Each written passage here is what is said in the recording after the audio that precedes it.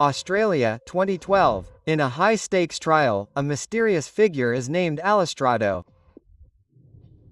He is the world's biggest gambler, and the net is closing in on him. They've been trying to catch him for years, hunting him across the globe, from casinos to bookmakers to the government. And now his secrets are at stake. Not just his identity or the rags to riches life he's worked so hard to build and kept quiet about for so long, but the incredible system that made it all possible. If only people knew how it works, it would change the way they gamble forever. For 30 years he's walked the fine line between genius and obsession, between legal and illegal, between being Robin Hood and just plain John. A nobody. Feared and respected, he secretly controls a vast swath of the world's gambling, but now he's about to lose it all. The year is 1983. Hobart, the forgotten capital of Tasmania, the island state of Australia. Not much happens there, but at least they have a casino now. Rest Point. There, a young student is having fun. He is 23 years old and the son of Croatian immigrants. Hobart is his hometown, where, like his parents, he started with nothing. Life has been tough, with disadvantages, but he believes that if you keep your head down and work hard, you can achieve anything. He is a bright boy with a talent for mathematics. He even won a scholarship to the University of Tasmania, where he studies banking, taxation and finance. But money is tight, so when he can, he earns a few extra dollars working part-time at the casino. He mainly helps out on the Keno side, a lottery game, but now he is earning a few extra dollars playing blackjack during his break. And it is good, suspiciously good, because this young man learned to bet by counting cards. Soon he wins more during his break than he did during his entire shift at work. His bosses do not like that. They fire him and ban him from entering the casino through a lawyer. He asks why. He says, "I have studied the rules of blackjack and would appreciate it if you could tell me on what basis you consider card counting to be unnatural play." And he has a point. If you are playing a game where you must beat the odds, it is natural to seek an edge. And this frustrating incident reveals something important to him. There is no turning back. The young man becomes obsessed with advantage play. He wonders, could he apply this technique to other forms of gambling? For clarity, advantage play is when a player uses methods legal within the rules of the casino, such as counting cards, to use features of the game to his advantage. To the casino, the advantage provided by card counting is unfair because it allows the player to tilt the odds in his favor. But is this any more unfair than the advantages the casino has itself? The customer should not win according to them. But for this young man, with only a few dollars in his pocket, a plan begins to take shape, to make money using mathematics. All he needs is a secret system that answers one simple question. How can you get a real edge and win more? By 1985, he had outgrown his hometown. Along with his girlfriend Shelley Wilson, whom he met at the casino, and his best friend from university, a maths whiz named David Walsh, he moved to mainland Australia, specifically to bustling Sydney, but the rents were expensive and the adrenaline of the blackjack tables got to him. Before long, he dropped out of university and began counting cards full-time. He teamed up with David and another respected player, Alan Woods. He was soon banned again, but this time from all casinos in New South Wales. He then drove north across the state border to Queensland on the Gold Coast. There he headed to the state's first, newly opened casino, the Jupiter. His reputation preceded him, however. He was denied entry from the get-go. Casinos were closing ranks, introducing systems to detect and evict frequent winners. As the head of security revealed, he had a record of his own. His real name is Selko Renogadaic, but the files call him the Joker. He's banned from every casino in the country. The party's over, at least for now, but in reality this is just the beginning of something so big that even Selko can't fathom it. It's time to take edge gambling to a bigger arena. And when it comes to casinos, it doesn't get any bigger than Las Vegas. So the Joker moves in the shadows and forms a team. He's always believed in the power of numbers. His plan: pool resources, work together, and chip away at the casino's natural advantage. It's not long before higher stakes and bigger blackjack tables lead to new victories. His reputation just keeps growing. Who is this guy? He's learning all the time. He's no longer just looking at the blackjack table, first exploring poker, then other casino games, and even sports betting. He's developing strategies, analyzing potential advantages, and constantly refining his knowledge. He wants to find something bigger, much bigger. And while the Joker is in Sin City, he prepares for his next move, because the casinos in Las Vegas aren't going to keep losing forever. As expected, they fight back. He's under surveillance and starts running into all sorts of problems, like frequent card shuffling that messes up his card count. So he also expands to Chicago, a city with a history of the mafia, and he knows it's risky. Making off with the winnings isn't easy either. When it comes to bags full of cash, customs treats it like drug money. Naturally, they assume he must be some kind of criminal. And then disaster strikes, a car crash. One of his team members is killed instantly. Heartbroken and the writing is already on the wall, he realizes that he's racked up a huge amount of bans, both in Las Vegas and Chicago. It's time to go home. Now is the time to rethink everything and start over. There has to be a better, more profitable way, a way to win big without all these obstacles. What he doesn't know is that he's about to find her. The year is 1994. Back in Australia, he's banned from all casinos. He's feeling defeated, depressed. One day, sitting in a casino with his best friend, they're talking about their dilemma and then it hits him. The answer is right there in front of them. It's as if everything before had been just training for what's to come. It's time to up the ante and change the game. Quo is the same game that gave him his first taste of gambling when he worked at Rest Point Casino. Keno is a lottery-style game played in casinos and casinos using tab betting, a totalizer-type betting system where all the money is pooled into a single pot and distributed among the winners. In Keno, players choose numbers from 1 to 80 on a card. After placing a bet, 20 numbers are randomly selected. The total prize pool is divided among those 20 winning numbers. Therefore, numbers chosen by fewer players are worth more than those chosen by many. His experience at Rest Point Casino taught him that when you're playing against an edge, you need to find one of your own. He studies the game, the pot sizes, and the most likely combinations. Over time, he develops a new strategy based on the probability of payout versus the possible win.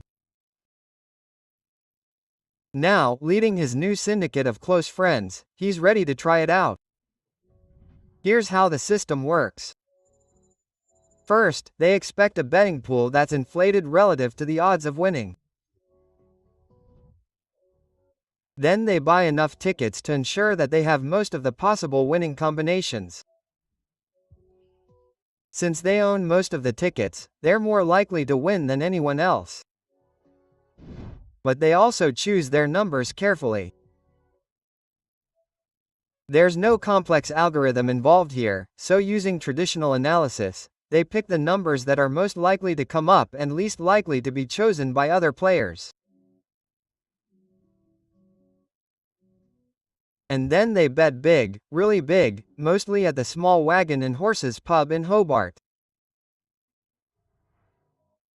Over 18 months, they wager about $64 million.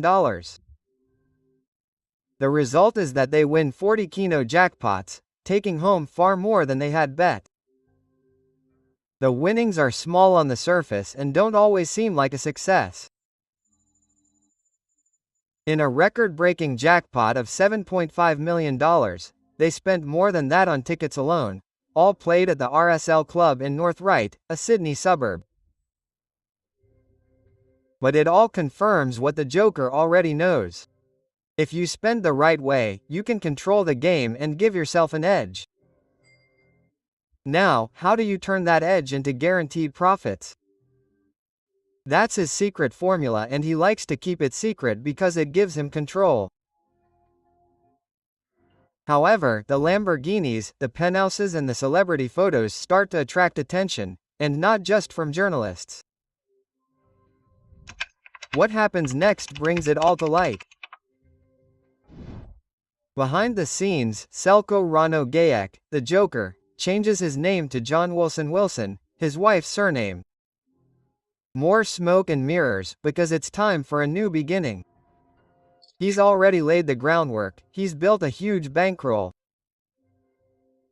Now he's ready to play the real game with a small team of trusted partners who also provide funding. He calls this group the Bankroll Panthers Club, and this time they're after the big money, global horse racing. He secretly assembles an elite team of analysts and mathematicians. Rumors circulate about the extraordinary questionnaires he gives applicants to assess their skills. He employs no one directly, and many never meet his teammates. It's an offshore operation that operates 24/7, much like he operated Keno. Everyone signs non-disclosure agreements and a code of silence. A code that years later would be revealed in a court of law under oath. Soon, the money he and his syndicate are making is astronomical. One book calls him the greatest gambler the world has ever known, and one racing expert claims he is unrivaled, but he remains elusive. So rare is his public presence that some journalists call him the Loch Ness Monster of gambling. He knows that discretion is key to making this all work. He doesn't appear on any rich lists, so no one knows his true fortune. But just a few of his assets give you an idea. Clifftop mansions in Mossman, Sydney, valued at $20 million. A coastal holiday home in Wankayo, and a property in Onahay Park, London, where apartments start at $90 million. His growing wealth is obvious. Meanwhile, his right-hand man, David Walsh, isn't doing too badly either. Back in Hobart, he's building a $70 million museum to house a $100 million art collection. This is starting to draw serious attention to the tab betting system, and also to the Australian Tax Authority, which is starting to take a closer look. From the outside, many are wondering where all this money is coming from. His 300-person team analyzes horse races using video, algorithms and mathematical models to find the most promising bets.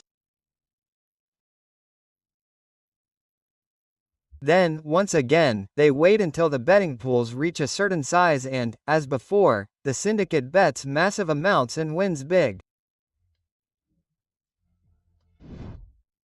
It's a trick they've repeated many times with Keno and have now adapted to betting exchanges and prize pools all over the world. And it's not limited to Australia.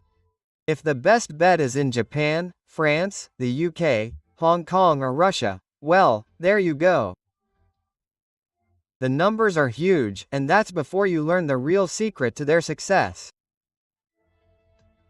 The year is 2008. Sulkor Karanogayek, also known as John Wilson, is in federal court. He wants to recover funds owed to him by a former business partner. In order to support his claim, he has to reveal the real reason why he can't afford to lose. As a high roller, Selko provides liquidity to the market and bookmakers love that. Liquidity refers to the amount of money available to bet. High liquidity means there's a huge volume of bets in play, leading to more competitive odds for punters and bigger profits for bookmakers. It also makes the flashy prizes that make headlines even bigger. The Bangrol Panthers Club reportedly accounts for between 6% and 8% of all Australian bets on Tap Corp, equivalent to around $700 million a year, and up to 33% of all bets on the Betfair exchange. Selko's value to these companies is immense. Essentially, he is the betting exchange. He's allegedly been offered an office on the top floor of Tapcorp's HQ and doesn't pay the $250,000 excise tax that Betfair imposes on other big winners. But the real perk, the one given only to the most valuable customers, is rebates. And that's why he's been so secretive. Rebates are when a bookmaker gives you back a percentage of your stake. A Tapcorp spokesperson went on to say, "It's well known that totes around the world offer refunds to high-volume customers.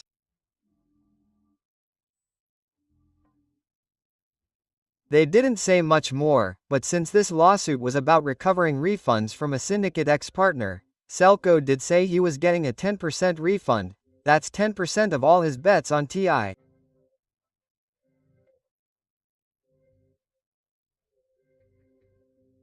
Their system, combined with that refund, means he has a guaranteed profit margin. It's very simple, he tells the judge.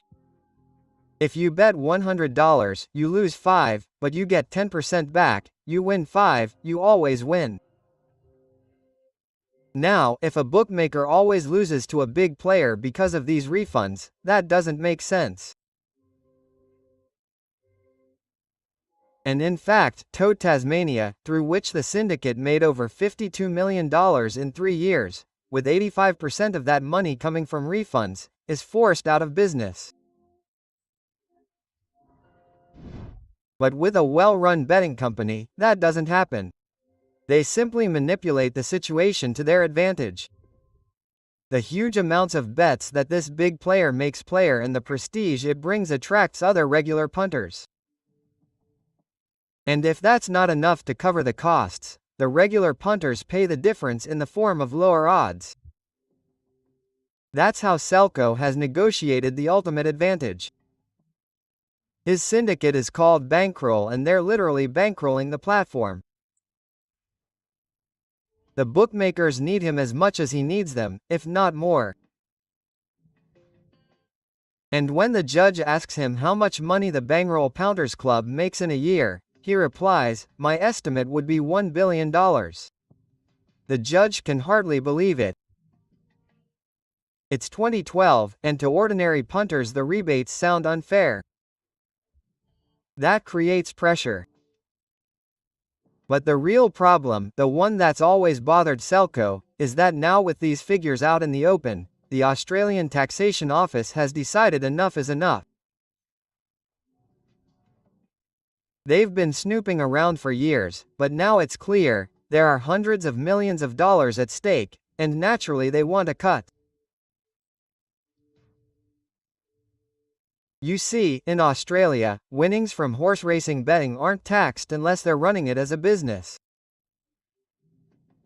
For Selko and his syndicate, the line is clear.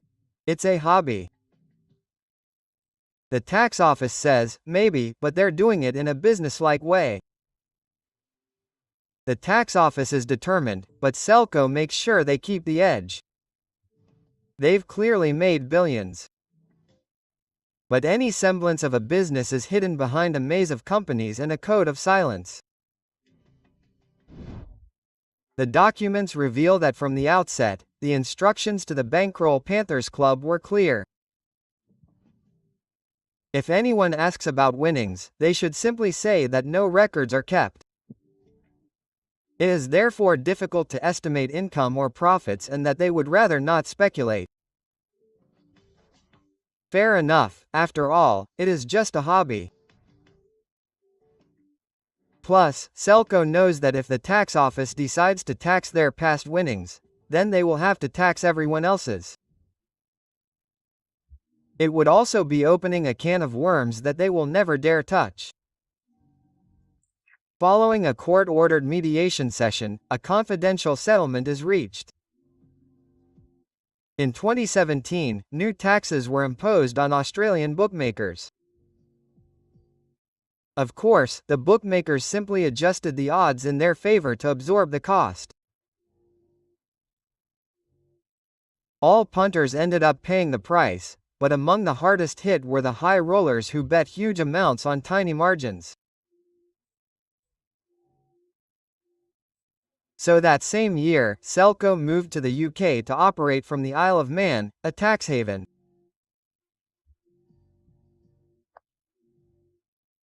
Today he is said to live at the UK's most exclusive address, 1 Hyde Park, London, where apartments sell for as much as $170 million. He drives a $600,000 Lamborghini as seen online, and treats his wife and daughter to the best of the best. Despite all those who tried to stop him, Howard's boy won and continues to win.